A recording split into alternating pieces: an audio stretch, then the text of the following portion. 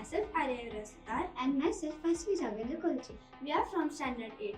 Our school name is Abhinav Global School and Junior College, Gadinglas. In this video, we are going to learn about the various parts, structures and functions of the eye. Do you know what an eye is? Yes, I know. Eye is an important sensory organ of all living organisms. So let us study the anatomy of eye in this video.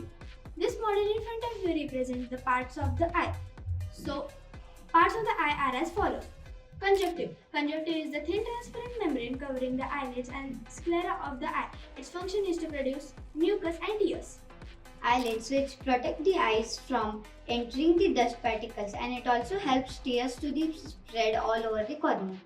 Next part is cornea. Cornea is the transparent membrane covering the front side of the eye, and its function is to visualize the various objects. Next part is pupil, which controls the intensity of light which enters into the eyes. Next is choroid. It's the tissue between sclera and retina, and its function is to supply the blood to the eye. Aqueous humor, which nourishes the lens which is present in anterior chamber. Iris. Iris is the colored part of the eye, and its function is to regulate the size of the pupil. Suspensory ligaments, which attaches the lens to the ciliary body and suspends the crystalline lens.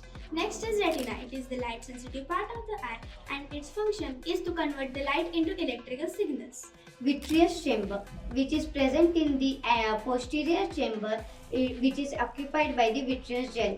Next is fovea. It is an area present in the center of the retina, and its function is to convert the light into signals.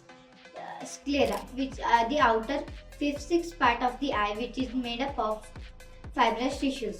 Next is blind spot. It is an area where the optic nerve exits the retina.